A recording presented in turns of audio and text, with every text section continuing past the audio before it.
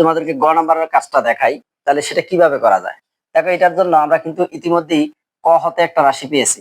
ক হতে পাই কি পাইছিলাম, এ প্লাস 1/a হোল স্কোয়ার সমান আমরা কিন্তু সেখানে পেয়েছি 29। এখন এটা সমান যদি 29 পাই, এটারে যদি আমরা সরল করি, সরল করলে a প্লাস বি হোল স্কোয়ারের সূত্র আমরা লিখতে পারি a square plus 2a B plus B square.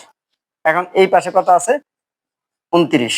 এবার এটা গেল, সেক্ষেত্রে থাকে কত, a square A plus 2 plus 1/a square equal to 29, বা a square plus 1/a square. আমরা করলাম কি, চলক সম্বলিত রাশিগুলো এক পাশে নিলাম, ধ্রুবকটা এক পাশে নিব। সেক্ষেত্রে কি করা যায়, 29 বিয়োগ 2। এখন এখানে আমার পাওয়ার কিন্তু 4 লাগবে, সবেমাত্র আসছে কত, স্কোয়ার।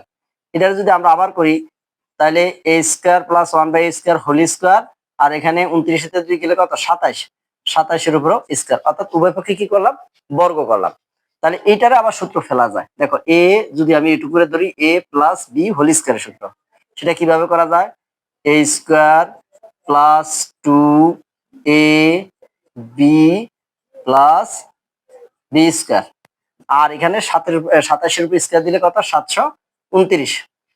এখন এইটা আর এটা কাটা যায়, এখানে থাকে কত, a to the power 4 plus 2 plus 1/a to the power 4 equal to 729। আমরা এবার প্রমাণের দিকে তাকাবো। প্রমাণে আছে a টু দি পাওয়ার 4 বাম পক্ষে, আর ডান পক্ষে আছে বাকিগুলা। তাহলে a টু দি পাওয়ার 4 অংশটা শুধু আমরা রাখবো।